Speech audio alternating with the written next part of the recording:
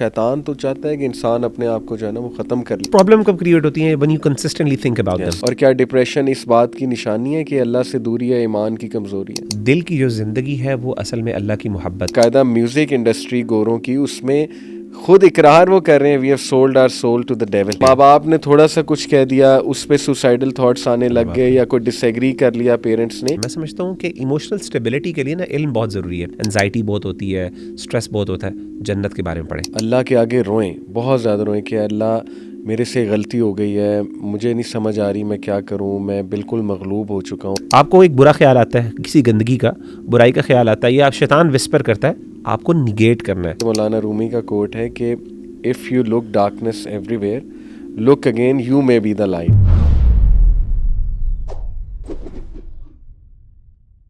अच्छा मुगीरा, अभी रिसेंटली खबर देखने को मिली, तकरीबन आई थिंक 10 days ago, कि a girl jump from a coffee shop in DHA और she fell on the roof of a car.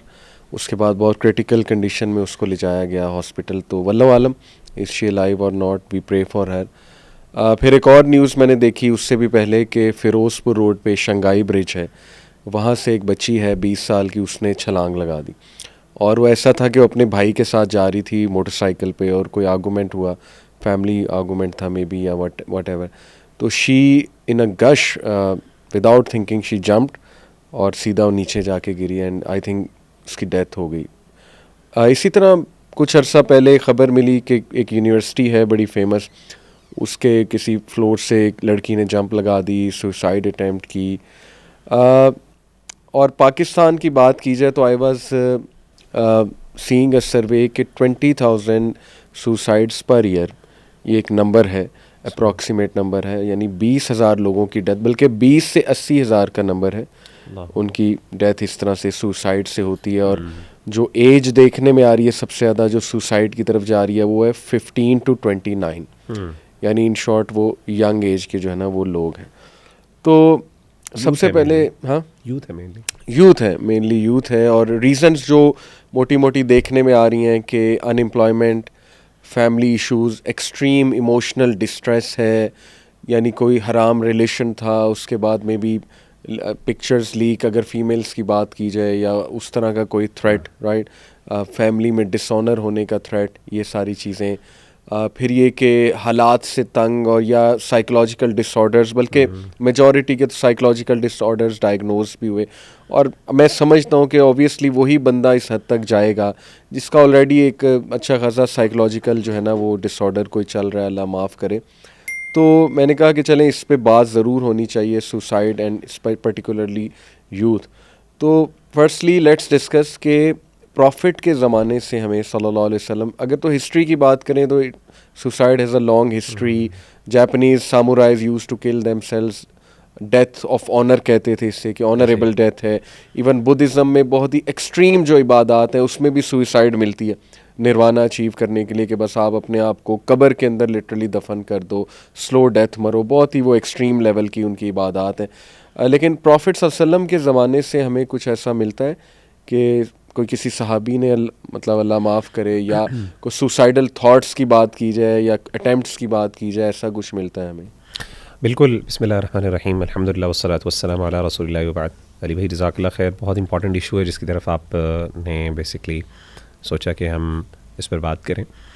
और exactly it has a long history. और जो आपने बात की अल्लाह के रसूल सल्लल्लाहु अलैहि वसल्लम की लाइफ में अगर हम देखें तो हमें एग्ज़ाम्पल्स मिलती हैं कुछ। और मिसाल के तौर पे हमें एक एग्ज़ाम्पल मिलती है जिसमें एक सहाबी थे, ज़ाहिर है मुसलमान ही थे, and we assume him to be a Muslim. और उनको कोई तकलीफ़ हुई, उनको कोई चोट लगी, और उसकी वजह से वो पैनिक कर गए, और पैनिक में या फिर गश ऑफ इमोशंस हुई जो आपने कहा ना, एक ये रश ऑफ इमोशंस, उसके अंदर उन्होंने अपना हाथ काट लिया, अपनी वेन्स काट ली, और उससे क्या हुआ, उनकी डेथ हो गई, ब्लड टू डेथ।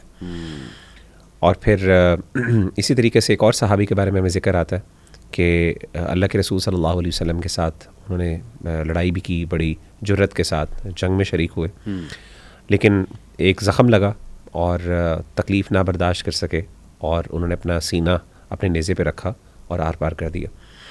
तो इस तरह करके हमें कुछ केसेस मिलते हैं। और फिर हमें अल्लाह के रसूल सल्लल्लाहु अलैहि वसल्लम का उस पर रिस्पॉन्स में मिलता है। जैसे कि पहली जो मिसाल मैंने आपको दी उसमें अल्लाह के रसूल सल्लल्लाहु अलैहि वसल्लम ने फरमाया कि अल्लाह ताला ने फिर यानी इस मौके पर अल्लाह ताला ने ये फरमाया उस बंदे की जब डेथ हुई, ज़ाहिर नबी सल्लल्लाहु अलैहि वसल्लम एक वही की रोशनी के अंदर ये बात कर रहे थे कि मेरे बंदे ने जल्दी की मौत के हवाले से, और यानी अल्लाह ताला का ये यानी इससे, और मैं आपने अल्लाह ताला ने इसको माफ़ नहीं किया। फिर कहने का मतलब ये, तो हम देखते हैं कि इस तरह के जो अटैम्प्ट्स हमें नज़र आते हैं, सुभान अल्लाह, शरीयत ने उसके बारे में एक सख्ती वाला मामला किया, एक डांट उसमें रखी है, एक जिसे कहते हैं ना एक खौफ का एलिमेंट रखा है ज़रूर, सही है, और ताकि जो है वो लोग इसको यानी एक ऑप्शन ना समझें, किसी भी प्रॉब्लम के अंदर ये समझे कि that's the option that I have.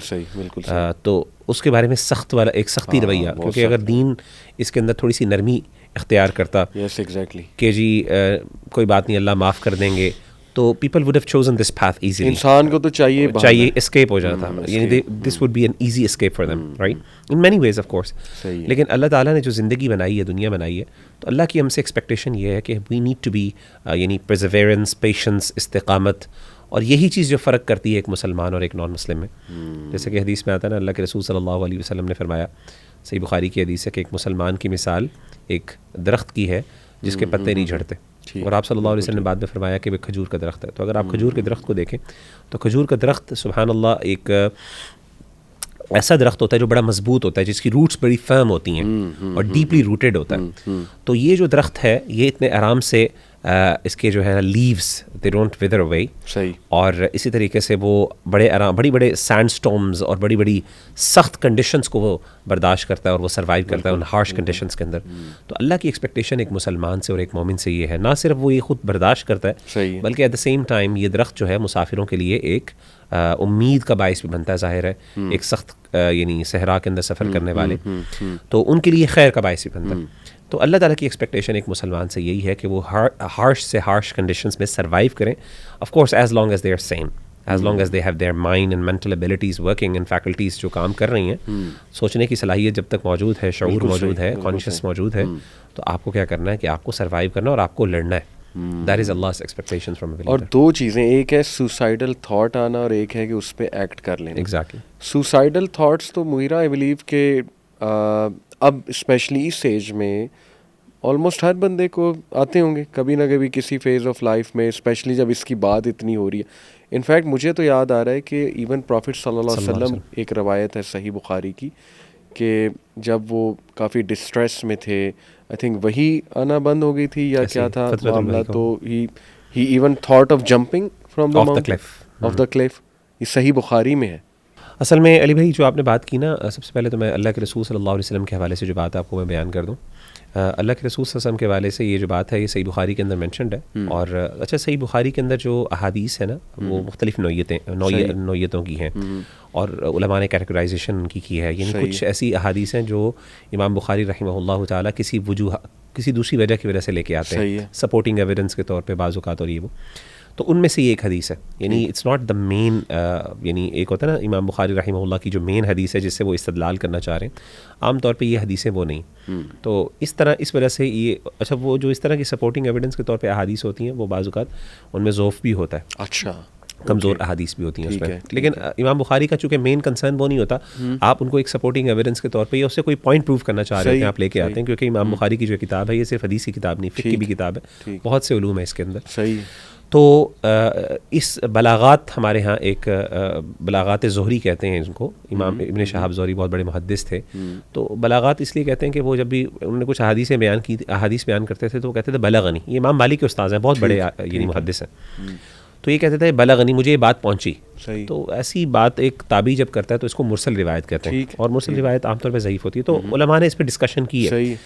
तो पहली बात तो ये है कि ये हदीस, पहली बात है ये प्रूवन है कि नहीं, ये एक अलग बात है, ठीक है ना, ये डिबेटेबल पॉइंट, और सही रुझान, ये सही बात यही महसूस होती है कि ये प्रूवन नहीं है, लेकिन बिलफर्ज अगर हम मान भी लें तो उसकी उलमा ने बहुत अच्छी तौजीहात बयान की। तो जैसे आपने बयान की ना कि सुसाइडल थॉट्स लोगों को आते हैं, मैं वही एक सर्वे देख रहा था, तो उसके अंदर उन्होंने बाकायदा सर्वे, कोई 5000 के करीब लोगों का ना सर्वे किया, नॉन साइंटिफिक सर्वे था। सही है। तो उनसे उन्होंने पूछा कि आप ये बताएं कि आपको कभी सुसाइडल थॉट्स आए हैं, तो और आप में से कितने ऐसे हैं जिन्होंने अटैम्प्ट भी किया है और कितने ऐसे हैं जिन्होंने कभी थॉट्स आए नहीं।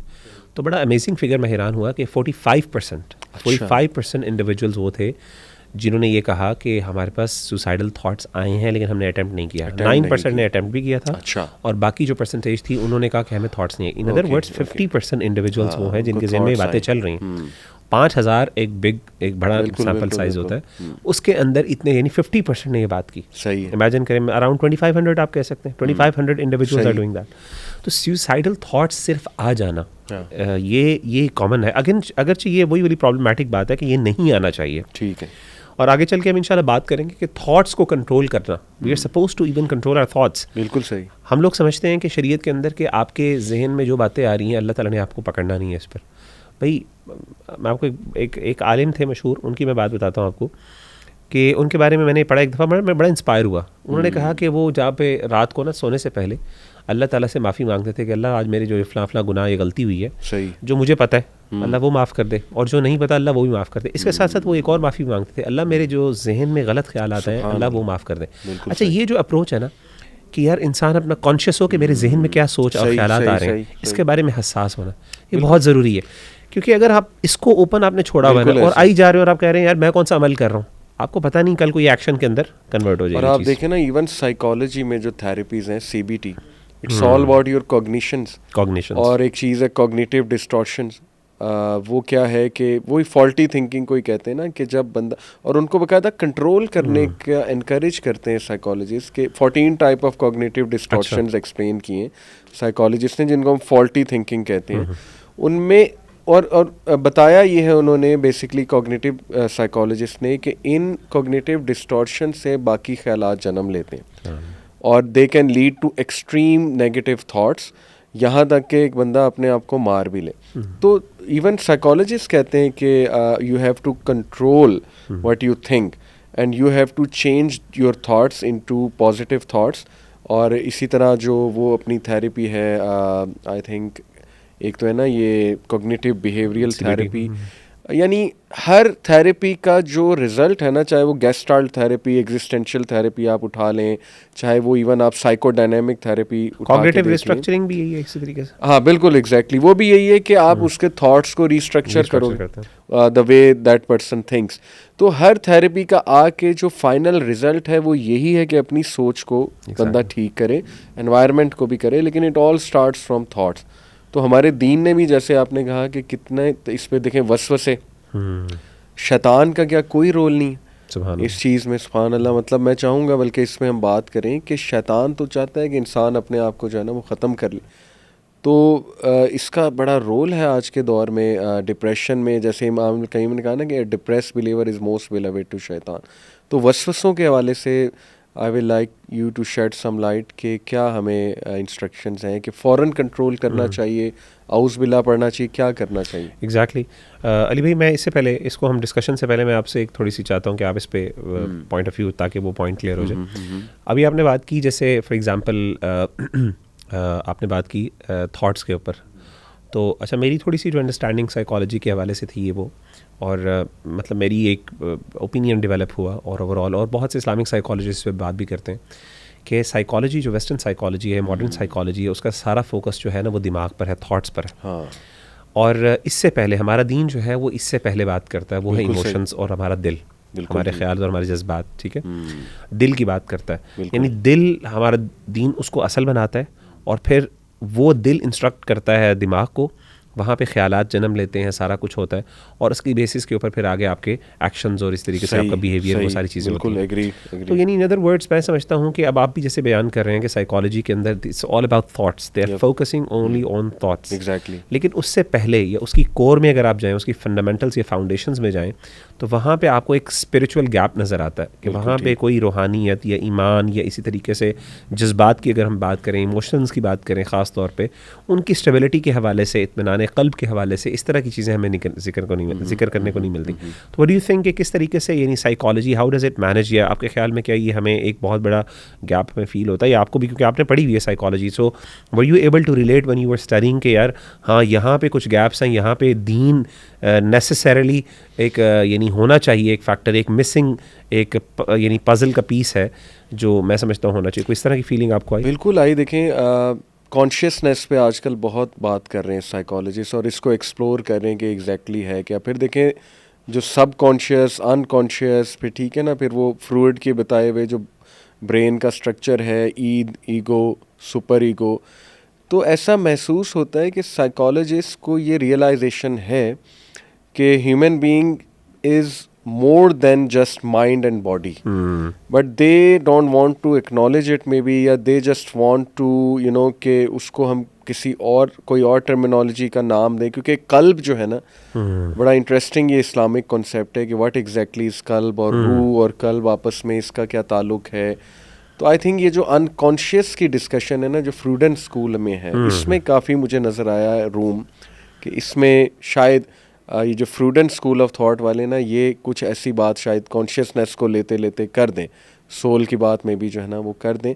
लेकिन बड़ा गैप है, आपने बिल्कुल ठीक कहा है, यानी दे कम्प्लीटली रिजेक्ट कि सोल कोई चीज़ है और ऑब्वियसली कल्ब कोई चीज़ है, या जिन्नात का तो टोटली नहीं है.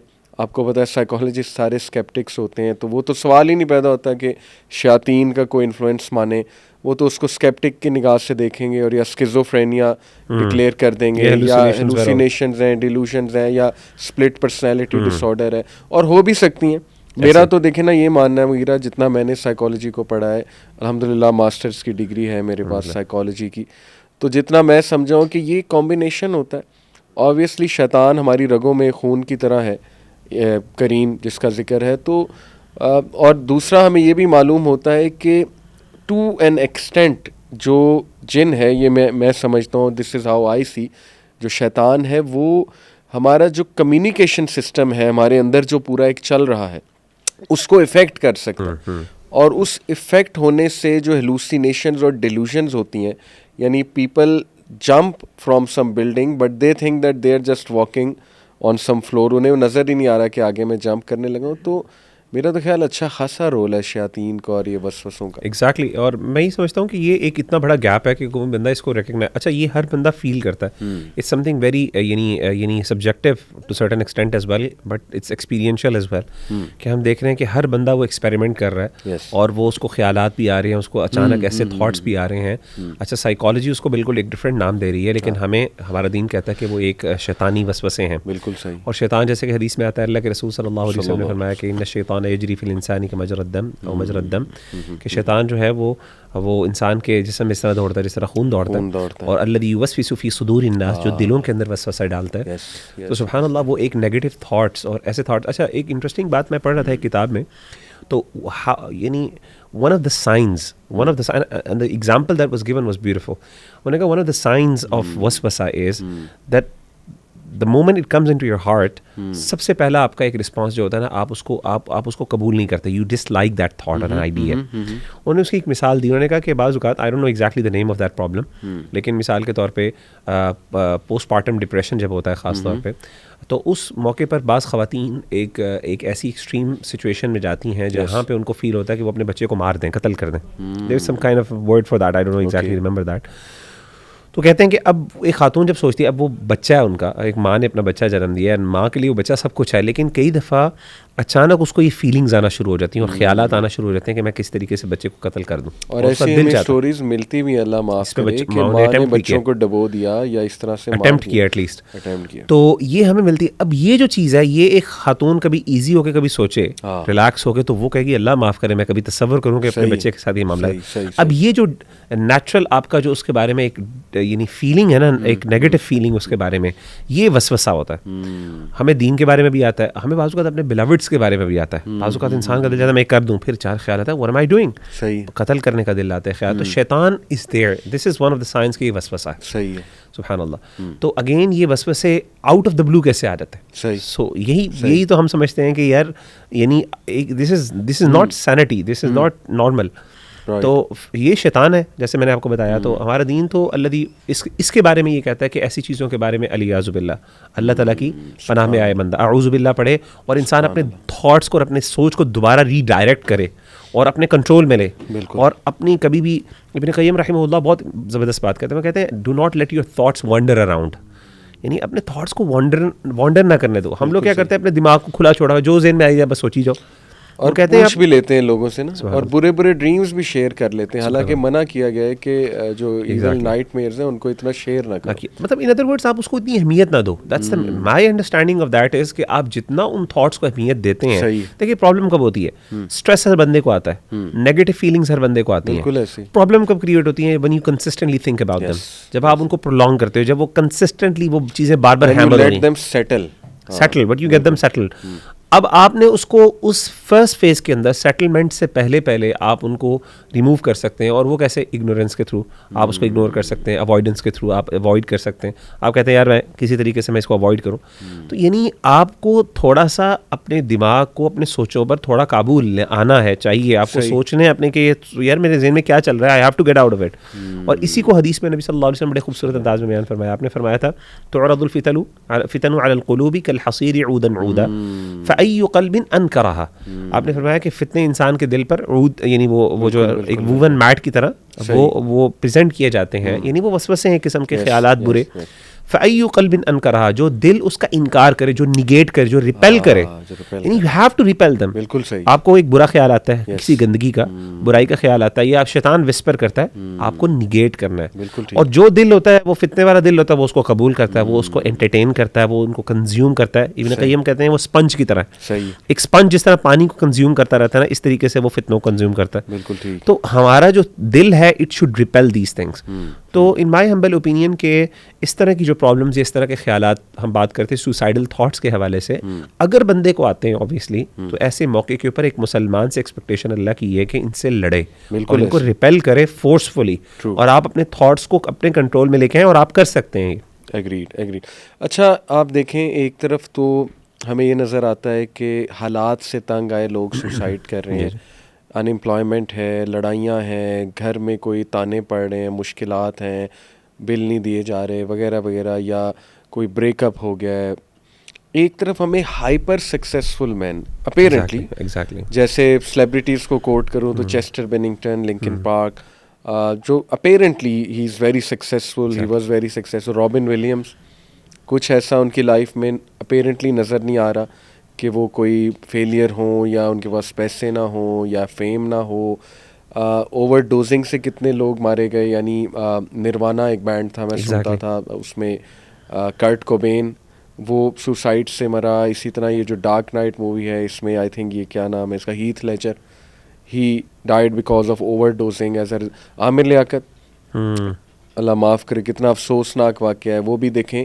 अपेरेंटली ऐसे ही लग रहा है कि सुसाइड, चलें वो तो एक इमोशनल डिस्ट्रेस वाला मामला था, लेकिन ये लोग जो सुशांत सिंह हो गया, जो बॉलीवुड का एक्टर, ये तो अपेरेंटली सक्सेसफुल लोग, ये इसके पीछे आपको क्या जो है वो समझ आती है? असल में अली भाई, अगर एक मुसलमान के पर्सपेक्टिव से देखें ना, तो इमाम इब्न क़य्यिम रहमहुल्लाह ने बड़ी इंपॉर्टेंट बात की। उन्होंने कहा असल में ना जो दिल है ना, दिल की जो ज़िंदगी है वो असल में अल्लाह की मोहब्बत वो है। सही। अल्लाह की मोहब्बत जब तक हमें नहीं हासिल होगी, तो इंसान का जो दिल है उसको वो ग़ज़ा नहीं मिलेगी, या इंसान की रूह को वो ग़ज़ा नहीं मिलेगी जिसके साथ वो सर्वाइव कर सकता है। देखें कुरान मजीद की आयत बड़ी खूबसूरत है, या अय्युहल्लज़ीना आमनुस्तजीबू लिल्लाहि वलिर्रसूली इज़ा दआकुम लिमा युहयीकुम। या ईमान वालो, तुम रिस्पॉन्ड करो अल्लाह और उसके रसूल की कॉल को जब वो तुम्हें बुलाएं उस चीज़ की तरफ जो तुम्हें ज़िंदगी अता करती है। यानी दीन इज़ अ लाइफ, यानी ये इस्लाम जो है ये अल्लाह ताला ने हमारी दिलों की ज़िंदगी है। अगेन ज़िंदगी तो अल्लाह ने दी है, तो यहाँ पे किस चीज़ की ज़िंदगी की बात हो रही है? दीन, यानी दिलों की ज़िंदगी की बात कर रहे हैं। तो असल में ये हो ही नहीं सकता कि अल्लाह ने एक बंदे को अपने लिए पैदा किया हो। इंसान की जो रूह है, it came from it is created by Allah सुब्हानहू व तआला, और उसके अंदर अल्लाह ने फ़ितरत उसकी इंसान को बनाई है, खैर के हवाले से, दीन के हवाले से। फ़ितरतुल जिसे इस्लामी फ़ितरत कहते हैं, यानी दीन फ़ितरत जिसे हम कहते हैं ना। और इंसान उस चीज़ को हासिल ही ना कर पा रहा हो जो उसकी एक्चुअली बेसिक नेसेसिटी या रिक्वायरमेंट है, और उसके बाद इंसान को अल्टीमेट खैर मिल जाए। हाँ, वक्ती तौर पे इंसान दुनियावी इन फ़ायदों से, इन सक्सेस के, जो आउटर सक्सेस होती है, जो अपेरेंट सक्सेस होती है, उससे उन चीज़ों को क्लाउड ज़रूर कर लेता है। ये ऐसे ही है जैसे मिसाल के तौर पे ड्रग्स हैं फॉर एग्जांपल, तो ड्रग्स आपको वक्ती तौर पे वाकई स्टेबिलिटी देते हैं, यानी टू सर्टेन एक्सटेंट आपको एक इत्मीनान और सुकून मिलता है, लेकिन रियलिटी के अंदर when you dig deeper and reality में वो दिस नॉट कॉजिंग, ये आपकी प्रॉब्लम सॉल्व नहीं कर रहा होता। प्रॉब्लम कुछ और होती है। प्रॉब्लम वही होती है कि you are not giving yourself what it actually desires. तो in my humble opinion, if the problem, अगर कोई मेंटल हेल्थ का इशू नहीं है, कोई इलनेस का मसला नहीं है, कोई क्रॉनिक डिजीज़ नहीं है, कोई इस तरह की चीज़ नहीं है ना, फिर जो रीज़न जो समझ आती है वो यही समझ आती है कि वो इत्मीनान क़ल्ब जो है, जो इंसान को सिर्फ उस ज़ात से मिल सकता है जिसके साथ वो कनेक्ट करने के लिए दुनिया में भेजा गया है, सुभान अल्लाह। तो इसका मतलब है कि वो चीज़ मिसिंग है। इसको मैं साइकोलॉजी में इस तरह देखता हूँ, existential depression. Clinical depression could be because of chemical imbalance, उसकी रीज़न इनहेरिटरी भी हो सकती है, जेनेटिक हो सकती है, एनवायरमेंटल में भी हो सकती है, स्ट्रेस हो सकता है मे बी। जैसे यानी ये जो सेलिब्रिटीज़ हैं अपेरेंटली तो बहुत hyper successful, but they have to deal with the lot cases से डील कर रहे होते हैं, हसद, शदीद हसद, यानी जैसे ही आप सक्सेसफुल होंगे ना, हसद होना शुरू हो जाएगा, और वो उस फील्ड में फिर बहुत गंदा हसद है। वो फिर छोटा मोटा हसद नहीं है, वो इस लेवल का हसद है कि मैं इसे मरवा भी दूँ या किसी तरह ये मारा ही जाए तो अच्छा है। इसके बाद फिर पार्टीज़ में जाना, वहाँ पे to be someone which you are not, जैसे जिम कैरी का मामला आजकल आपने देखा ना, वो अजीबोगरीब बातें कर रहा है और महसूस हो रहा है कि दिमाग उसका उल्टा हुआ है आजकल, लेकिन वो इस तरह की बातें कर रहा है कि I am tired, sick and tired to be someone I am not, और मैंने लबादा कब से उड़ा हुआ है, मैं अब ये नहीं बनना चाहता। यानी एक्टर्स अच्छे खासे डिप्रेशन में। फिर अपनी इमेज की एक कॉन्शियसनेस, यानी इतना कॉन्शियस कि मैं कैसी लग रही हूँ, मेरा मेकअप तो ठीक है, मतलब बार बार उसके बारे में कॉन्शियस होना, या और फिर you have to live up to that image, उसका कितना स्ट्रेस है, सुभान अल्लाह।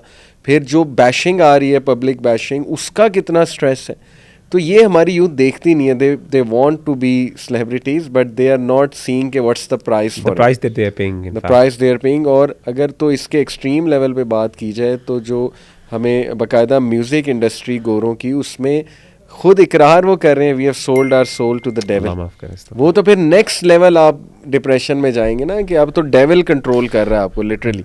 एग्जैक्टली, यानी in other words this is the battle of survival. ये लोग जो अभी जिन्होंने खुदकुशी नहीं की, वो सर्वाइव कर रहे हैं। यस, तो जो सर्वाइव ना कर सके वो खत्म हो गए। वो कैसे कर रहे हैं, शराब पी के कर रहे हैं, ड्रग्स लेके कर रहे हैं, अल्लाह माफ करे, या या अपने आप को इतना ज्यादा बिजी किया हुआ है एक पॉइंट के बाद, यानी they are not even allowing themselves to think about it. The moment they are isolated, the moment they start thinking about themselves, तो एकदम डार्क क्लाउड्स आ जाते हैं जो उसको, उनके दिमागों को जो है ना, अल्लाह माफ करे। तो बस अल्लाह हमारी मदद करे, हिदायत दे। बट एक चीज़ मुझे ये समझ आती है, दूसरा जो आपने बात की ना, एग्जिस्टेंशियल डिप्रेशन, देखें हम कहते हैं डिप्रेशन इज़ रियल। अब जब भी हम दीन की बात करते हैं ना, जैसे आपने बात की कि देखें सेलिब्रिटीज़ की लाइफ में भी खला था इसलिए उन्होंने सुसाइड कर ली, तो फ़ौरन आपको अटैक किया जाएगा साइकोलॉजी की कम्युनिटी से कि नहीं आप जो है ना वो इंसेंसिटिव हो रहे हैं, आपको ऐसी बात नहीं करनी चाहिए। क्या मजहबी लोग डिप्रेस नहीं हो सकते? मैं ये आपसे सवाल पूछने लगा था। पहले तो आप खुद अपना व्यू बताएं ना, क्या मजहबी लोग डिप्रेस नहीं हो सकते? क्या सिर्फ वही लोग डिप्रेस हैं जो अल्लाह से दूर हैं? और क्या डिप्रेशन इस बात की निशानी है कि अल्लाह से दूरी है, ईमान की कमज़ोरी है? देखिए, मैं तो समझता हूँ जैसे अली भाई के डिप्रेशन जो है ना, मैं इसको एक बीमारी समझता हूँ। और बीमारी जिस तरीके से इंसान को जिस्मानी बीमारी हो सकती है, इस तरीके से इंसान को दिमागी बीमारी भी हो सकती है। और इसका ताल्लुक जो है ना, वो ये नहीं है कि एक बंदा जो है मोमिन है उसको कभी बीमारी हो ही नहीं सकती। सही है, मोमिन कभी बीमार नहीं होता, मोमिन बीमार होता है। ऐसे ही है, मोमिन को भी इन्फेक्शन होती है, अल्लाह माफ़ करे। बिल्कुल ठीक। बहुत से बड़े बड़े सिवियर केसेस भी होते हैं मेडिकल, जो एक मुसलमान, एक मोमिन जो है बंदा, वो उससे गुजरता है। सही है। तो मैं समझता हूँ सिर्फ प्रॉब्लम होना एक बड़ी बात नहीं है, बीमारी होना बड़ी बात नहीं है। असल में हम कॉजेज़ की बात कर रहे हैं। सही, कि what are the causes. Even अगर आप बायोलॉजिकल जो बीमारियाँ हैं, जो आपको डिजीज़ होती हैं, उसके भी कुछ ऐसे रीजंस होते हैं जिसमें इंसान बुनियादी तौर पर उसका इंसान के अपने एक्शंस बुनियादी तौर पे उसको ट्रिगर करते हैं उस बीमारी को, और वो होते हैं भाई एक बंदा मिसाल के तौर पे उसने अपनी हेल्थ का ख्याल नहीं रखता, ओवर ईटिंग करता है, ओबीस है वो, अल्लाह माफ़ करे, हर गंदी बुरी चीज़ें वो खाता है, अल्लाह माफ़ करे, वो कोई एहतियात नहीं ज़िंदगी में, हर वो अनहाइजेनिक किस्म की चीज़ें वो खाता है, सारा कुछ अनहेल्दी, सारा कुछ। अब वो सारी चीज़ें करने के बाद वो एक्सपेक्ट करता है कि अब मेरी चीज़ें जो है ना, अब मुझे जो है वो बीमारी क्यों हो रही है। नहीं, ऑब्वियसली आपको बीमारी होगी।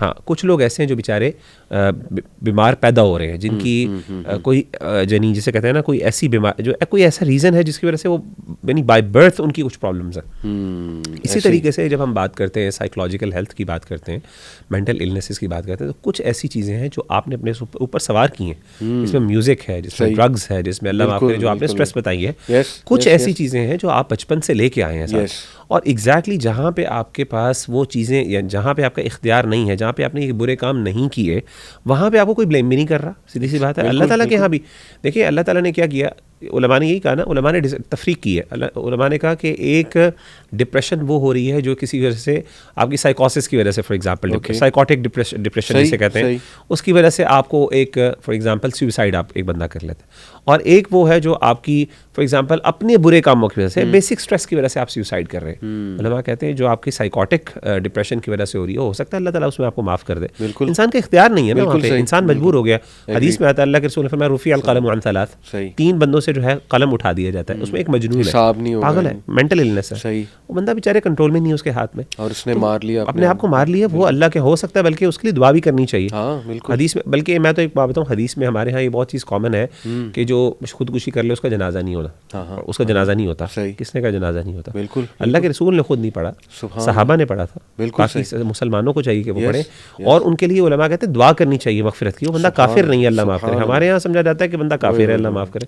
तो एक बंदे ने खुदकुशी की है, और अल्लाह के रसूल सल्लल्लाहु अलैहि वसल्लम ने एक लेसन देने के लिए खुद नहीं पढ़ा ताकि सहाबा डरें, लोग समझें। अगेन एक डेटरेंस, समथिंग एक्सट्रीम कि यानी ये बंदा इसको कभी ऑप्शन ना समझे। अगेन बार बार समझें कि वन ऑफ द मकासिद, देखें हमारा दीन के बुनियादी मकासिद 5 है। मकासिद शरिया सबसे टॉप पे है दीन की हिफाजत, दूसरी है इंसानी जान की हिफाजत, यानी पूरा दीन ऑपरेट कर रहा है इस चीज़ के लिए, दीन की हिफाजत और इंसानी जान की हिफाजत हो रही है। तो अल्लाह ताला क्यों अलाउ करेंगे कि इंसान को? तो कहने का मतलब ये है कि हम ये जो कहते हैं ना, अल्लाह माफ़ करे कि जी रिलीजियस लोगों को नहीं होती, रिलीजियस लोगों को बाज़ औक़ात दूसरी रीजंस की वजह से डिप्रेशन हो जाता है। एग्जैक्टली, मिसाल के तौर पर जेनेटिक कॉजेज़ भी होती हैं। जेनेटिक कॉजेज़ भी अली भाई। दूसरी बात ये है कि देखें कुछ ऐसी कॉजेज़ भी होते हैं बाज़ औक़ात अपने बारे में ना, यानी कुछ ऐसे गोल्स सेट कर लेना जिंदगी के अंदर जो अनअचीवेबल। कुछ लोग बहुत हसास तबीयत के होते हैं, वो दीनी लोग भी हो सकते हैं, और पर्सनैलिटी वीकनेसेस हो सकती हैं उनके अंदर। देखिए आप मुझे बताएं, कई दफ़ा डिप्रेशन आपकी सेल्फ कॉज्ड होती है। आप अपने आप को कोई चीज़ अपने सर पे सवार कर लेते हैं, उसके बारे में हाईली सेंसिटिव हो जाते हैं, और वो चीज़ हालांकि कोई हराम नहीं होती, मुबाह होती है, लेकिन आप अपने आप को इतना उसके सर पे सवार कर लेते हैं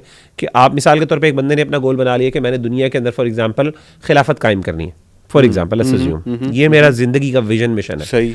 अब वो बेचारा इस हालात में, आजकल के हालात में पैदा हो गया, जहाँ पे वो बेचारा खिलाफत पे कोई शायद बात करे तो उसको पकड़ लिया जाएगा, उसको अंदर कर दिया जाएगा, उस पर टॉर्चर किया जाएगा। अब वो बंदा बार बार डिप्रेस्ड हो रहा है इस बात पे कि जी मैं अपना गोल अचीव नहीं कर रहा, मेरी जिंदगी ज़ाया हो रही है, मैं ये कर रहा हूँ, वो कर रहा हूँ, वो उस पर डिप्रेशन में जा रहा है, वो उसके लिए मेडिसिन ले रहा है। ऑब्वियसली ऐसा बंदा क्या, इसकी काउंसलिंग होने वाली है ऐसे बंदे की।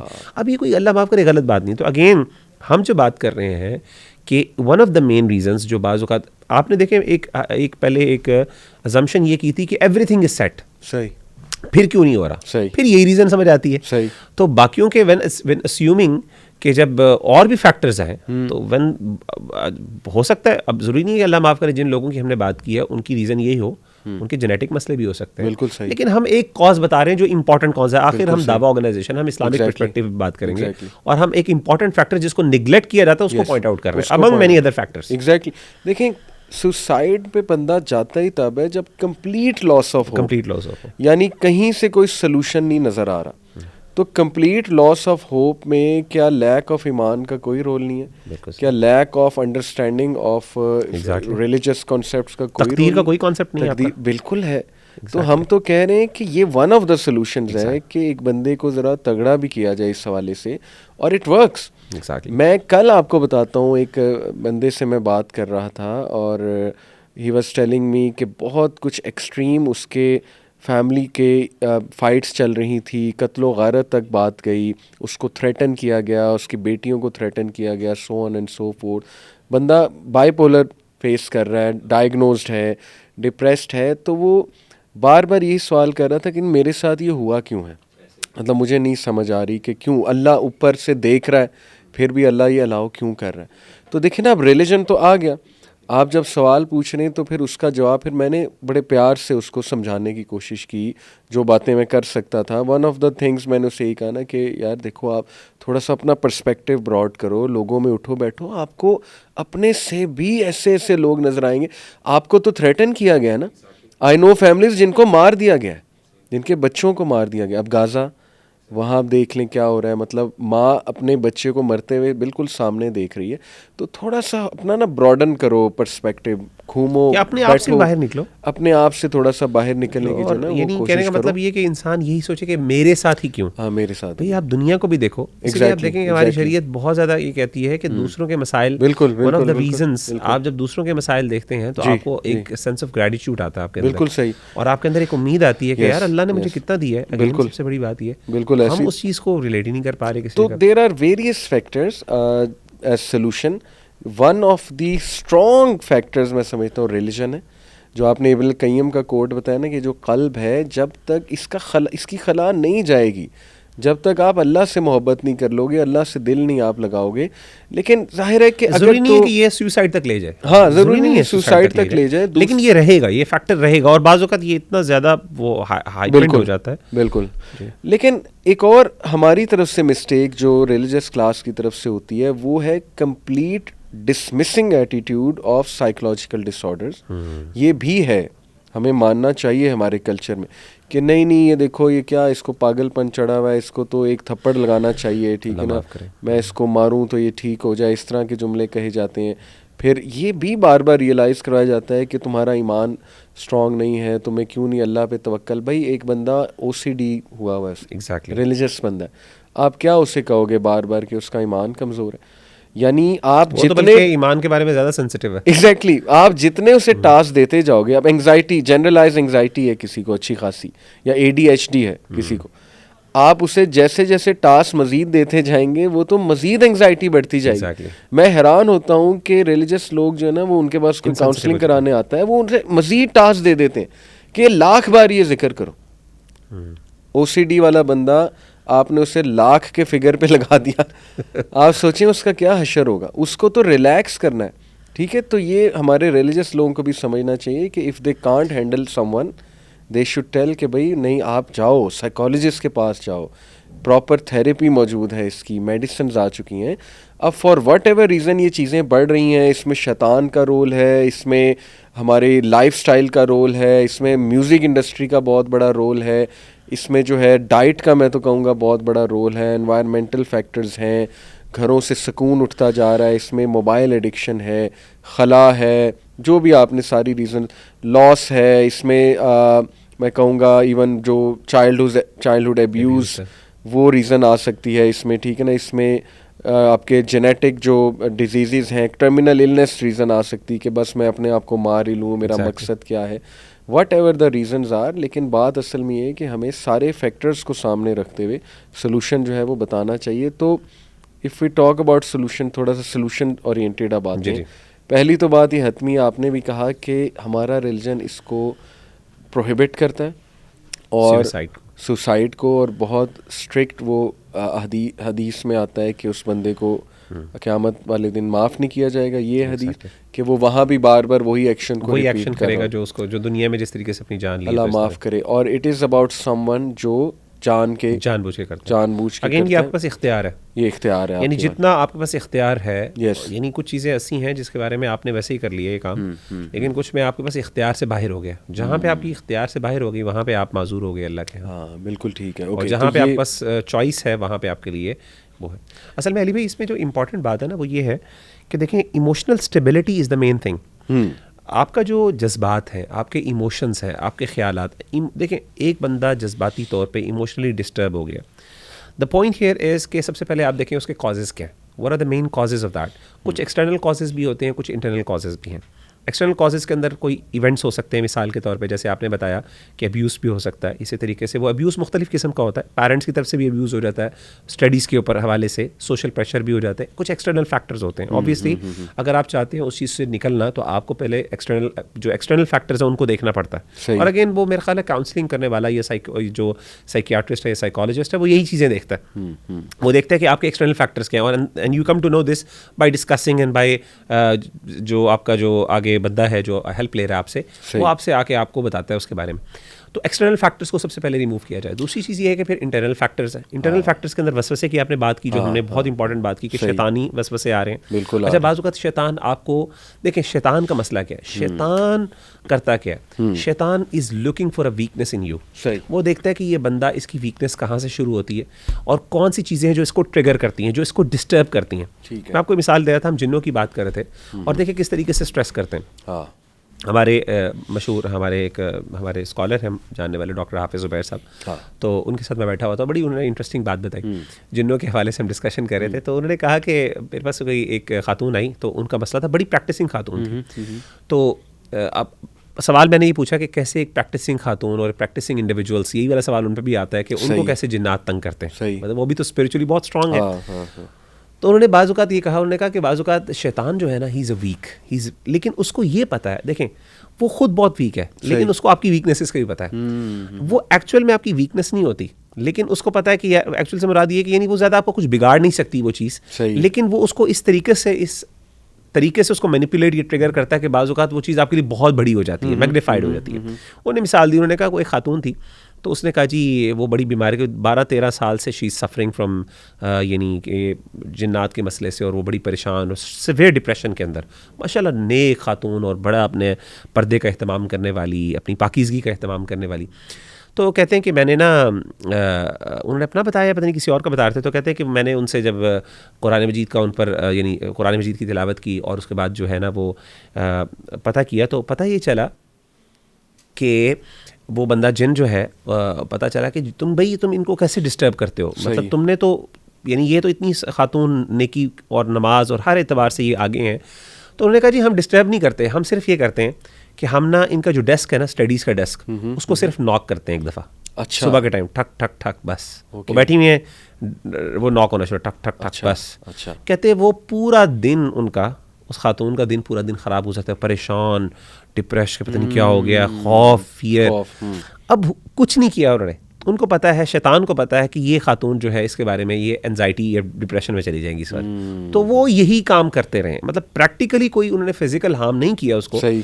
तो शैतान क्या कर रहा है, शैतान इज़ एक्चुअली एक्सप्लोरिंग और इन्वेस्टिगेटिंग कि बेसिकली इस बंदे की वीकनेस कहाँ पे और वहाँ पे मैं जाके इसको हिट करूँ। इसीलिए इस तरह के मामलात के अंदर हमारा दीन हमें क्या सिखाता है, अगेन वही आपका मुजाहिदा, आपने अपने आप को आसाबी तौर पे स्ट्रांग करना है, स्ट्रेंथन करना है, आपके नर्व स्ट्रांग होने चाहिए, मेंटली स्ट्रांग। उसके लिए आप एक्सरसाइजेस भी हैं, उसके लिए आप मिसाल के तौर पे बहुत से ऐसे अमल हैं, और उसमें कुछ ऐसी इवन बाज़ औक़ात आपको कुछ मेडिकेशन की भी हेल्प चाहिए होती है, वहाँ पे आप मेडिसिन भी लें। तो बिल्कुल मैं एग्री करता हूँ, ये जो आपने बात की ना, हमारे रिलीजियस तबका बाज़ औक़ात इसके बारे में इनसेंसिटिव हो जाता है, बाज़ औक़ात क्या अक्सर औक़ात, क्योंकि और टू बी वेरी ऑनेस्ट उसकी वजह ये होती है कि उनको खुद पता नहीं है, सीधी सी बात है, इग्नोरेंस है, सीधी सी बात है। वो समझते हैं कि जी बस हर चीज़ का इलाज बस यही है कि मैंने 2-3 चीज़ें बता दी होगी, रुकिया और कुरान और हर चीज़ का। भाई बाज़ औक़ात वो चीज़ उल्टा ट्रिगर कर रही होती है, उसका मसला वो नहीं होता, आपने बीमारी को सही तरीके से डायग्नोस नहीं किया, तो आप कैसे इलाज कर सकते हैं उससे। तो कुरान इलाज है, दीन इलाज है, लेकिन एक मेडिसिन जिसके अंदर इलाज है आप उसको गलत दे दो, ओवरडोज दे दो, या गलत टाइम पे दे दो, या फिर आप किसी और मर्ज के लिए वो दवाई दे दो, सही बात, प्रॉब्लम क्रिएट हो सकती है। और अनरिजॉल्व्ड कॉन्फ्लिक्ट्स इतने होते हैं फैमिलीज के कि मैंने खुद एक केस को देखा कि उनको बार बार यही बताया जा रहा था इन पे पोजेशन है, कुछ जिन्नों का कबीला इन पे आया हुआ है, या ये कि जो है ना कुरान जब वो सुनती थी चीखें मारती थी, थिंग्स लाइक दैट। तो पता ये लगा, मतलब थोड़ा सा जब मैंने पूछने की कोशिश की कि डोमेस्टिक वायलेंस से वो बहुत गुजरी वो खातून, और उनको इज़्ज़त ही नहीं दी गई सारी उम्र, उनको बहुत दबाया गया। अब देखिए ना ये कितना बंदा सहता रहता है। वही जो फ्रूड ने कहा था ना कि अनरिजॉल्व कॉन्फ्लिक्ट्स हमारे सबकॉन्शियस में जाते हैं, और it's like a pool of water, वो फिर उबल के बाहर आ जाता है सब कुछ, और वो फिर अजीब व गरीब मेंटल डिसऑर्डर्स में वो, या स्प्लिट पर्सनैलिटी डिसऑर्डर में एग्जिबिट करता है। तो देखें ना, कुरान सुन के चीखे मारना नेसेसरीली ये मतलब नहीं है कि जिन ही है, और वो फिर राकीज़ हमारे बैठे हुए they are looking for such opportunities कि मज़ीद हम इनको डराएं, फियर डालें मज़ीद इनके माइंड में कि हाँ ये तो कंफर्म जी जिन ही है. तो how do they recognise these thing, how do they identify? मैं नहीं मुझे नहीं समझ आती, मतलब without asking any history, without asking कि ये किन हालात से गुजर रही हैं, इनके साथ हो क्या रहा है, तो ये इनसेंसिटिविटी पाई जाती है. अल्लाह माफ़ इसमें भाई मैं समझता हूँ कि जो आपकी ना बेसिकली एक एक्सपर्ट है ना, ही कैन आइडेंटिफाई. कुछ चीज़ें ऐसी होती हैं जो वाकई एक समझ आती असल में ना, इवन ख़ास तौर पे जैसे मैं बताता हूँ, जिस तरह एक एक्सपर्ट है, एक देखें एक साइकोलॉजिस्ट है या साइकियाट्रिस्ट है, जो भी है एक्सपर्ट बंदा, वो डिटरमिन कर लेता है कि ये जो स्ट्रेस है, ये बंदा जिस चीज़ से गुजर रहा है, क्या ये वाकई कोई मेंटल डिसऑर्डर है, कोई इलनेस है, या फिर ये जनरली कोई वैसे ही, यानी एक जिसे कहते हैं ना, एक बंदे ने सेल्फ कंस्ट्रक्टेड किस्म की चीज़ है, और ये एक ऐसे ही बेचारा इससे ज़्यादा में ओवर सेंसिटिव हुआ है, और वो आपको बताता है कि ये असल मसला नहीं है. ठीक है ना. मैं समझता हूँ बिल्कुल एग्जैक्टली यही बातें जब हम स्पिरिचुअल एस्पेक्ट्स की तरफ आती हैं, कुछ चीज़ें ऐसी होती हैं जिसमें हमें भी, यानी अब अल्हम्दुलिल्लाह का शुक्र है, हमारे पास भी बहुत से भाई और बहनें आते हैं और हमसे डिस्कशन, ये सवालात करते हैं. हमें पता चल जाता है कि अच्छा ये मसला ऐसा है जो हम रिजॉल्व नहीं कर सकते, फ़ौरन पता चल जाता है. और कुछ जगहों पे हमें पता होता है कि यार इसको थोड़ा सा सेट करने की ज़रूरत है. तो मेरे पास कई दफ़ा ऐसा हुआ, एक दफ़ा मसले आए मेरे पास, एक दफ़ा आया, मैंने सीरियसली अल्लाह की तरफ से मैंने उसको बड़े ना स्ट्रिक्टली उस बंदे के साथ डीलिंग की, यानी मैंने उसको थोड़ा डांटा उस भाई को. तो मैंने देखा it work fine, he was fine अल्हम्दुलिल्लाह, बिकॉज मुझे अंदाजा हो गया था कि यार ये ओवर थिंकिंग कर रहा है. मैंने पहले प्यार से समझाने की कोशिश की, नहीं समझ आई, फिर मैंने जरा सख्ती की तो मुझे अंदाजा हुआ कि यार ये वो बंदा है जो सख्ती से समझेगा. तो कहने का मतलब ये होता है कि हमें भी अब मोटा मोटा अंदाजा हो जाता है कि यार क्या है.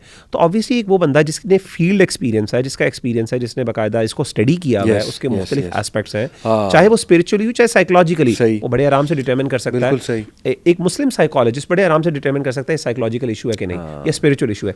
इसी तरीके से एक माहिर राकी जो स्कॉलर है, वो बड़े आराम से डिटरमिन कर सकता है कि ये मसला स्पिरिचुअल है कि नहीं, ये स्पिरिचुअलिटी की वजह से, ये वैसे ही उसके दिमागी मसला है, मेंटल इलनेस की वजह से. और ये जो मॉडर्न हमारे साइकियाट्रिस्ट साइकोलॉजिस्ट हैं, इनसे मेरी रिक्वेस्ट है कि प्लीज़ आप भी दूसरी एक्सट्रीम पे ना जाएं. एग्जैक्टली. आप भी टोटल स्पिरिचुअल उसको इनकार ना कर दें. थोड़ा सा खुद पढ़ें, नॉलेज हासिल करें, और बड़ा रोल है आपकी, दवाइयों का भी रोल है, रुकिया का भी रोल है, स्पिरिचुअल सॉल्यूशंस का भी बड़ा रोल है, कुरान मजीद का रोल है, स्पिरिचुअल काउंसलिंग का बहुत बड़ा रोल है. तो वो भी ज़रा दूसरी देखें ना, वो अगर उसको मज़ीद म्यूज़िक पे लगा दें, अल्लाह माफ़ करे, एक टोटल डिप्रेस्ड बंदा है, तो म्यूज़िक मतलब वो आपको मज़ीद अनस्टेबल करेगा, जो उसके इफ़ेक्ट्स हैं आपके जो केमिकल इम्बैलेंस म्यूज़िक क्रिएट करता है. अरे भाई यहाँ पे एक और चीज़ जो मैं चाहता हूँ, जो आप भी थोड़ा सा इस पर कमेंट करें, जो हमारे यहाँ ना, अल्लाह माफ़ करे, ये हम समझते हैं कि जो काउंसलिंग है ना, हर बंदे को नहीं करनी चाहिए, मैं समझता हूँ, स्पेशली जो कुछ काउंसलिंग के केसेस अगेन समझता हूँ. और हमारे यहाँ कुछ लोग ना, इनके पास काउंसलर्स के पास जाते भी नहीं, प्रोफेशनल हेल्प लेते भी नहीं. सही. और मैं समझता हूँ कि मैं और हमने माशाल्लाह, ये हमारी कोशिश होती है, आप भी करते हैं, और इसमें मैं चाहता हूँ आप मज़ीद बात भी करें कि कई दफ़ा आपको प्रोफेशनल हेल्प चाहिए होती है, और हमें रिकमेंड स्कॉलर्स को और रिलीजियस तबके को चाहिए कि वो प्रोफेशनल्स की तरफ रिकमेंड करें. और वो ना, इसमें कोई अल्लाह माफ़ करे, देखें हमारे यहाँ मेंटल इलनेस का जो लफ्ज़ है ना, इसको हम समझते हैं कि बंदा पागल है. कहते हैं मेंटल इलनेस का मतलब है क्रेजी है, बिल्कुल, यानी वो अल्लाह माफ़ करे ना. हालांकि मेंटल इलनेस का मतलब ये नहीं होता. मेंटल इलनेस का मतलब सिर्फ इमोशनल इम्बैलेंस, या फिर जिसे कहते हैं साइकोलॉजिकल डिस्टर्बेंस या इम्बैलेंस होता है. और वो इम्बैलेंस बाज़ मैंने बताया ना, कभी पॉजिटिव चीज़ों के बारे में भी होता है. एक बंदा ऐसे ही बड़ी, जैसे तहारत के बारे में हसासियत आ गई, अब अल्लाह माफ़ करे, ये पागलपन तो नहीं है, उस बंदे को सिर्फ ये वो हसास हो गया उसके बारे में, ठीक है ना. और बाज़ कोई नेचुरल रीजंस भी होते हैं उसके. तो हमें ये भी समझाने की ज़रूरत है कि भाई मेंटल इलनेस का मतलब, अगर आपको कोई बंदा कह रहा है तो इसका मतलब ये नहीं, और अगर आप किसी साइकोलॉजिस्ट या साइकियाट्रिस्ट के पास जा रहे हैं तो इसका मतलब ये नहीं आप पागल हैं. बड़े बड़े मैंने देखा है कि समझदार लोग जो हैं, अपनी मैरिज काउंसलिंग करवाने के लिए, इवन उलमा हमारे कहीं वो जाते हैं, क्योंकि यार वो बंदा एक्सपर्ट है. बिल्कुल सही. उसने सीखा, उसने तजर्बा है. ज़रूरी नहीं आपने 100% हर बात माननी है, लेकिन मुशावरत करना एक मुसलमान को चाहिए. अल हिकमतु दालतुल मोमिन, मोमिन को चाहिए कि जहाँ पर उसको खैर नजर आए. मैं आपको अपना पर्सनल एक्सपीरियंस बता देता हूँ कि एक स्टूडेंट ऑफ नॉलेज माशाल्लाह, बहुत अच्छी यूनिवर्सिटी के, he contacted me through some contact, और उन्होंने मुझसे अपनी पॉर्न एडिक्शन की जर्नी शेयर की. और मैंने उनको बल्कि कहा कि आपके पास तो माशाल्लाह इतने बड़े बड़े उलमा मौजूद हैं, तो आप माशाल्लाह क्यों नहीं उनके पास, मेरा ही क्यों Exactly. आपने, मेरा नंबर क्यों आपने लिया।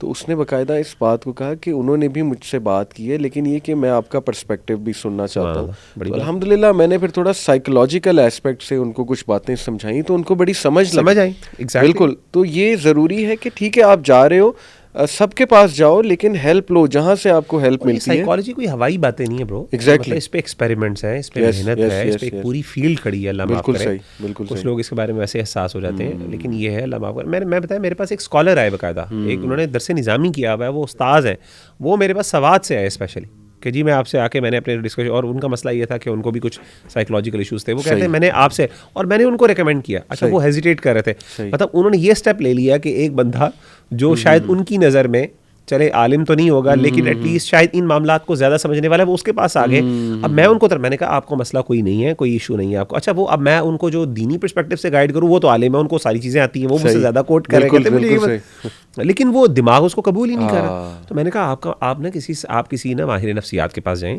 वो आपको ज़्यादा।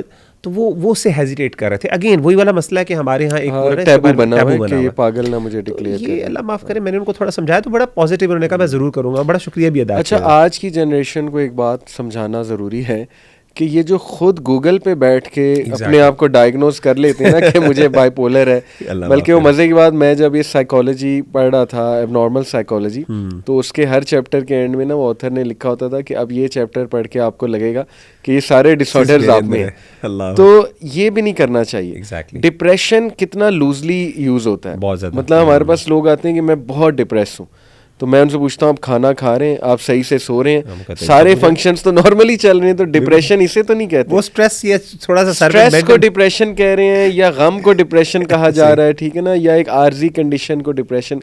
तो ये भी मेरी इस जनरेशन से रिक्वेस्ट है कि हर बात पे डिप्रेस नहीं होते हैं।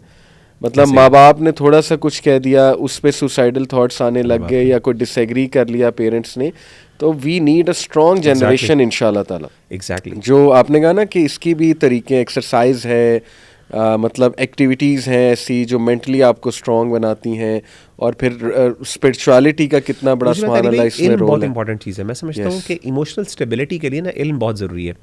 मतलब मैं एक चीज़ बड़ी नोट कर रहा था कि जो वसवसे हैं, अच्छा अल्लाह के रसूल, ये जो मसला ओसीडी है, इस्लामिक ओसीडी जिसको हम कहते हैं, तहारत के मसाइल के हवाले से कुछ इंसान को हो गई, हसासियत हो गई, पेशाब के कतरों के हवाले से हो गई, इस तरह की चीज़ें आती हैं। तो मैं सोच रहा था, मैंने स्कॉलर्स को पढ़ा, मैंने इनका लिटरेचर पढ़ा कि हमारा दीन इन चीज़ों के साथ किस तरह डील करता है। दो चीज़ें मुझे नजर आई। सही। एक, दीन ने क्या किया, दीन ने कहा कि इनको अवॉइड करो, इनको अहमियत ना दो। अल्लाह के रसूल ने फरमाया कि अगर तुम्हें इस तरह का ख्याल आता है ना, तुम ऐसा करो, एक पानी का झाड़ बोलो और बस तुम जो है ना उसको यानी अपनी शलवार के ऊपर या अपनी पैंट के ऊपर जो उसको ना बस छिड़क दो, दैट्स इट। और इवन उसके बाद जो निकलता है, नन ऑफ योर बिजनेस। बिल्कुल, इसको अब तुम्हारे नहीं ख्याल। जैसे शेडो पे स्पॉटलाइट डालते जाएंगे, वो बढ़ता जाएगा। तो अल्लाह के रसूल ने फरमाया कि अगर तुमने क्या करना है, तुम्हें फील हुआ है, बाकायदा फील हुआ है, तुम ऐसा करो, सिंपल पानी का लो और उसको जो है ना छींटे मार दो। इसके बाद जो होता है, नन ऑफ योर बिजनेस। अब शरीयत ने हुक्म दे दिया कि अब तुमने सोचना नहीं इसके बारे में। पहली चीज़ ये है कि अवॉइड करो इसको, ठीक है ना। दूसरी चीज़ मैंने ये देखी है, सुभान अल्लाह, के इस तरह के जो कंसिस्टेंट थॉट्स आते हैं, शरीयत ने इसके बारे में ये थोड़ा सा ना डांटा भी है। यानी आपको ये कहा है कि ये चीज़ अल्लाह का, मिसाल के तौर पे उलमा ने ये जो ओसीडी के शिकार होते हैं उनसे ये, उनको हमेशा ये कहते हैं 3 से ज़्यादा गुनाह है, यानी असल में वो गुनाह से बचने के लिए सब कुछ कर रहे हैं। तो उनको बताया कि अल्लाह की ताला का तुमसे तकाजा ये है कि 3 के अंदर हो जाए तो ठीक है, उसके ऊपर से तुम मुकल्लफ नहीं हो, जिम्मेदार नहीं हो, तो अब तुम्हारा काम ये है कि तुम इससे ऊपर करोगे तो गुनाह हो। तो थोड़ा डांट वाला, थोड़ा सा ना आपको उनको थोड़ा सा डिसिप्लिन भी करने की ज़रूरत है। और इंसान को, मैंने वही वाली बात बताई कि देखें, सुसाइड से रिलेटेड मसाइल में शरीयत ने सख्ती क्यों की है। यानी नेचुरली एक बंदा समझता है यार एक बंदा इतनी मुश्किल से गुजर रहा है, उसके साथ हमदर्दी, हमारा दीन कहता है यहाँ पे हमदर्दी ना करना, हमदर्दी वाला फेज पहले था। अब ये बंदा उस वर्ष पे, अब इसको सख्ती की जरूरत है, अब इसको हीरो ना बनाया, अब इसको हीरो ना बनाया जाए। और इसी तरीके से अली भाई, जिस तरह मैं देखता हूँ ना, ये जो मेंटल इलनेस के शिकार होते हैं, अगर आप किसी ये हॉस्पिटल्स में जाते हैं जहाँ पे इस तरह के लोगों को रखा जाता है, वहाँ पे कुछ जगहों पे उनको मेजॉरिटी ऑफ द टाइम सख्ती करनी पड़ती है। बिल्कुल, यानी इंसान सख्ती, सीधी बात, डंडों का पीर है। सही बात। कई जगहों पे आपको करना पड़ता है। इट डजंट मीन कि हम उनसे हमदर्दी ना करें, ये असल में हमदर्दी होती है उनके साथ, लेकिन आपका एक्शन, वो जो एक स्ट्रिक्टनेस, क्योंकि आपको अपनी जात के लिए वो चाहिए। सही। आप अपने जात से मैं बेचारा, मैं आपकी ये फीलिंग्स होंगी ना, तो नेचुरली आप अपने जस्टिफाई करोगे कि मेरी सुसाइड को। लेकिन जब आप कहेंगे यार मैं क्यों कर रहा हूँ, मतलब why am I thinking that, मैं पागल हूँ, मैं बच्चा हूँ, मैं छोटा हूँ, आपको इस तरह का एटीट्यूड अपने बारे में एक वॉरियर का डेवलप करना है ताकि आप उस चीज़ से बाहर निकल सको। मैं आपको कुछ फॉल्टी थिंकिंग्स बताता हूँ। एक बिहेवियर होता है learned helplessness. Over time you learn that you are absolutely helpless और इसका कुछ भी नहीं किया जा सकता, और वो पाथवे इतना स्ट्रॉन्ग बन चुका होता है आपके ब्रेन का। देखिए it's very simple. Cognitive psychology क्या कहती है कि brain is like a hard disk. आपके एक पूरा डाटा आपने उस पर ना अपलोड किया हुआ है, वो डाटा ही चली जा रहा है, आपके एक्शंस वो हैं, आपकी सोचें वो हैं, आपका जब भी कोई ट्रिगर आता है तो उसके रिजल्ट में जो बिहेवियर है वो वही है जो वो पाथवे ने बनाया हुआ है। तो सिंपल एज दैट उस पाथवे को आपने ओवरराइट करके एक न्यू पाथवे जो है ना वो बनाना। इसीलिए हमारा दीन पॉजिटिव थिंकिंग की कितनी वो करता है। अच्छा, एक चीज़ मुझे इंटरेस्टिंगली मैंने और देखी कि acceptance of the issue helps a lot. Many people they don't want to accept कि उन्हें ओसीडी है, या they don't want to accept the fact कि मुझे क्यों हो गया। तो मैंने तो कई लोगों को देखा है कि जब उन्हें ये एक्सेप्टेंस पे लाया गया कि यार मान लो है और अल्लाह की तरफ से आजमाइश है और कोई बात नहीं, अगर अल्लाह ने मुझे इतनी नेमतें दी हुई हैं तो उसके बदले अगर ये एक आजमाइश आ गई है तो मैं कबूल कर लूँ यार ओसीडी की, तो कबूल कर लूँ। और कई लोग इससे हील हुए सुभान अल्लाह कबूल करने से। वो किसी ने बड़ी खूबसूरत बात की ना, उसने कहा pain is inevitable but suffering is by choice. यानी तकलीफ तो इंसान पर अल्लाह की तरफ से आती है लेकिन सफरिंग इंसान खुद क्रिएट करता है। अगेन यही वाली आपका जो एटीट्यूड और बिहेवियर बता रहे हैं आप कि अल्लाह माफ करे, वो कबूल ही नहीं कर रहा भाई, आप कंसिस्टेंटली रिपेल कर रहे हैं और वो कंपेयर बहुत कर रहा है। एग्जैक्टली, स्पेशली खवातीन में। एग्जैक्टली, उनको जब काउंसलिंग की जाए ना कि नहीं आप इसको कबूल, वो कहते हैं कि नहीं फलानी जो है उसका शौहर तो ऐसा नहीं है, फलाने के इन लॉज तो बहुत अच्छे, मेरे साथ ही ये क्यों हुआ। ये रेपिटेटिवली कहना मेरे साथ क्यों, भाई कबूल कर ले, आपके साथ हुआ है तो आजमाइश है। आपको क्या पता उसकी लाइफ में क्या आजमाइश है, वो तो आपको बस ऊपर ऊपर से नजर आ रहा है ना। तो कबूल करना ये बड़ा जो है ना एक सोल्यूशन है। अच्छा, रोल ऑफ अज़कार दुआज अमेजिंग। ये तो मैंने खुद पर्सनली देखे, हम भी ऐसी स्टेट्स में जाते हैं या गए हैं पास्ट में जो एक डिप्रेशन की स्टेट है, अल्हम्दुलिल्लाह उसको हावी नहीं होने दिया। मैंने खुद दुआओं का असर देखा है, सुभान अल्लाह। मैंने एक जो है ना वो इसी तरह बंदे थे, उनको नींद नहीं आती थी, इंसोम्निया था और बहुत शदीद डिप्रेशन, गोलियां भी खा रहे थे, सब कुछ चल रहा था। मैंने वैसे ही मैंने कहा देखो आप ये सब कर रहे हैं अच्छी बात है, चलो मैं एक एडिशन कर देता हूँ, इस दुआ को पकड़ लें। एग्जैक्टली, रब्बी इन्नी मगलूब फंतसिर, हज़रत नूह अलैहिस्सलाम की दुआ। और मैंने कहा इसको फील करके जो है ना पढ़ो, इसको ना फुल उससे पढ़ो दिल से। तो सुभान अल्लाह, कैन यू बिलीव इट कि उसने मुझे मिरेकुलस इम्पैक्ट इस दुआ के बताया कि वाकई मैंने जब रब से कहा ना कि अल्लाह बेबस हो चुका, अब नहीं मेरे कंट्रोल में, कुछ भी नहीं रहा, तो ऐसी सकत अल्लाह सुब्हानहू व तआला ने दी और ऐसा मतलब अल्लाह की तरफ से वो दवाइयाँ भी इफ़ेक्ट करना शुरू हो गई। तो ये होलिस्टिक एक जो है ना वो इलाज होना चाहिए इसका। तो just to wind up quickly, कुछ और मैं चाहूँगा हम नसीहत करें, जैसे लड़ाइयाँ फैमिलीज़ में और फैमिलीज़ में तलखियाँ, तलख मिजाजी, ताने देना एक दूसरे को मेंटल टॉर्चर देना, ठीक है ना, एक दूसरे को डिग्रेड करना, कितने इससे मतलब वो डिप्रेशन जन्म लेती है और कितने ग्रजेस जन्म लेते हैं। और फिर अल्टीमेटली आपने देखा है ऐसी फैमिली में सुसाइडल केसेस भी आपको जो है ना वो बहुत मिलते हैं।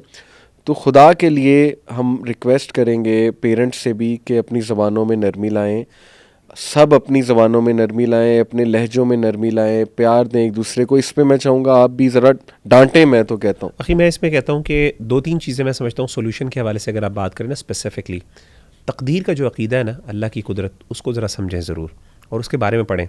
बल्कि मैंने एक रिसर्च पेपर भी लिखा था इस पर एक स्कॉलर के साथ मिलके, और वो पब्लिश हुआ बड़े अच्छे जर्नल के अंदर, इंटरनेशनल जर्नल के अंदर।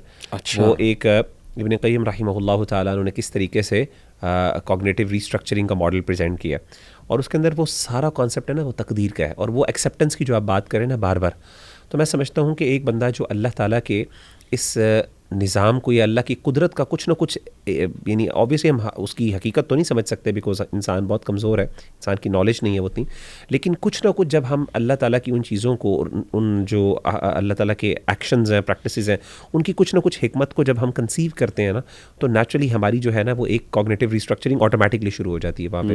तो the first thing I would suggest is कि तकदीर के कॉन्सेप्ट को ज़रूर समझें, नंबर 1। नंबर 2 ये है कि मैं समझता हूँ कि अल्लाह ताला से मोहब्बत बहुत इंपॉर्टेंट चीज़ है।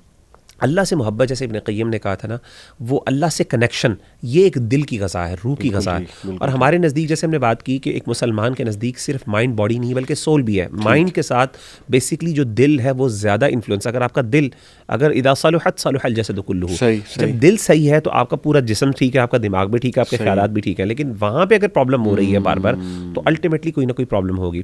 तो अल्लाह के साथ कनेक्ट करना अल्टीमेटली इसमें खैर है। और मैं समझता हूँ कि बाज़ औक़ात बड़ी बड़ी बीमारियों से इंसान बाहर निकल आता है इस वजह से। बेशक वो डायरेक्ट कॉज हो या इनडायरेक्ट कॉज हो, डजंट मैटर।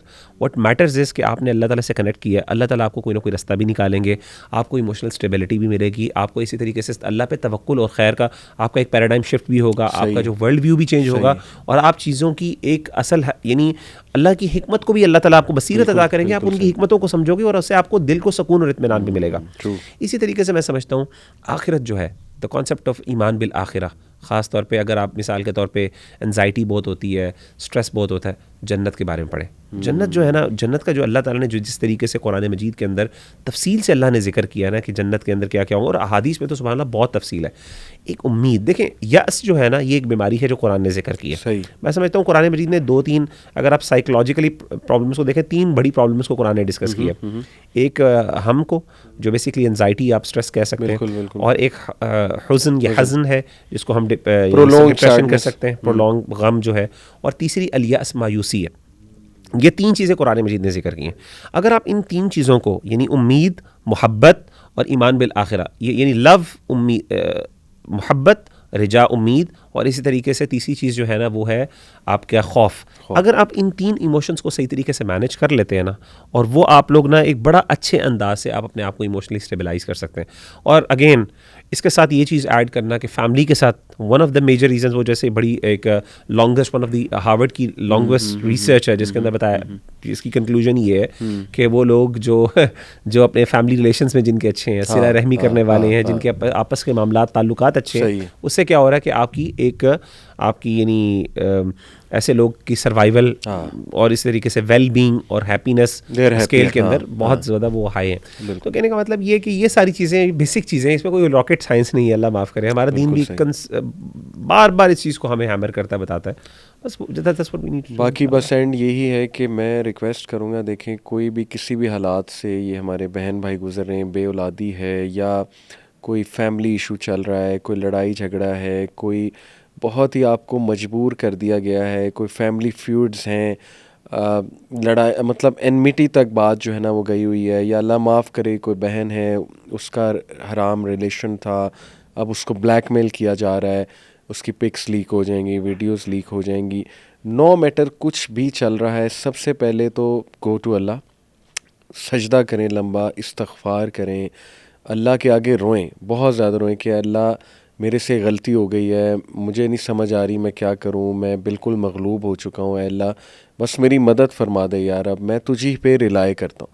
आप यकीन करें इतने पावरफुल सेंटेंसेस हैं ना कि अल्लाह मेरा क्या बनेगा, मतलब बंदा ये कहे अल्लाह से कि अल्लाह मुझे नहीं समझ आ रही, रात को सोने से पहले बातें करे अल्लाह से, सबसे पावरफुल तो ये है अल्लाह से। दूसरा सपोर्ट सिस्टम, प्लीज़ अपने इर्द गिर्द ऐसे लोग ढूंढें, दोस्त हो गए, दोस्त उनसे शेयर करें इंशाल्लाह, और सलूशन है।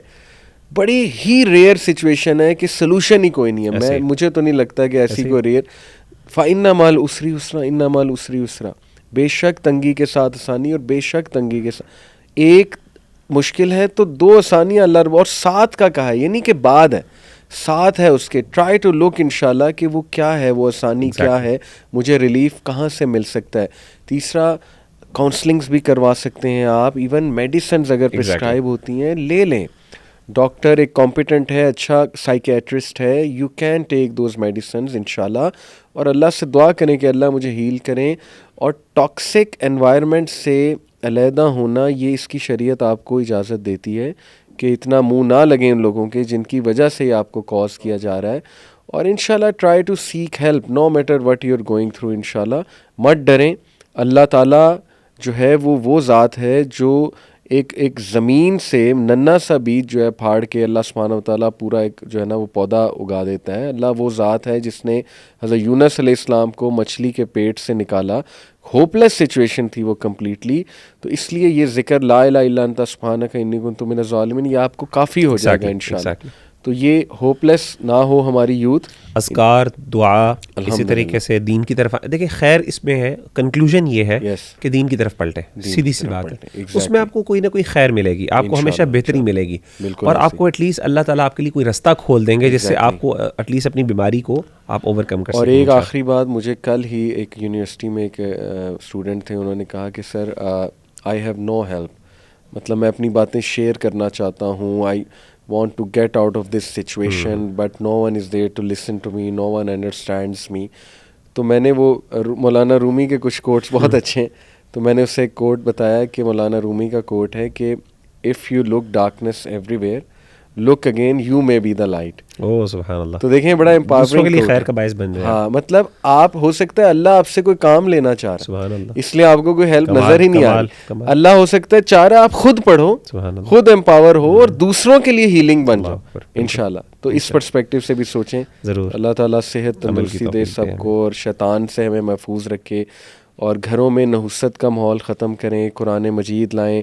ये म्यूज़िक और ये सारी चीज़ें जो है ना नहुसत लाती, नहुसत से फिर डिप्रेशन, वो उसका आफ्टर इफ़ेक्ट है एक। तो अपने घरों में भी इस्लामिक माहौल लाएं, कुरान मजीद की तिलावत चलाया करें इंशाल्लाह। अपने बच्चों को समझें, अगर किसी को डिप्रेशन है प्लीज़ समझें, एम्पैथी दिखाएं इंशाल्लाह। और रिलीजियस लोगों से भी दरख्वास्त है कि ज़रा अंडरस्टैंड करें, अगर कोई बंदा OCD या इस लेवल का आ रहा है तो उसको ऐसे ही मज़ीद टास्क ना दिए जाएं, मतलब अगर आपसे नहीं हैंडल हो रहा तो मत हैंडल उसको करें। तो अल्लाह ताला हमारे हालात पर रहम करम फरमाए। जज़ाकुमुल्लाह खैर। अस्सलाम वालेकुम रहमतुल्लाह।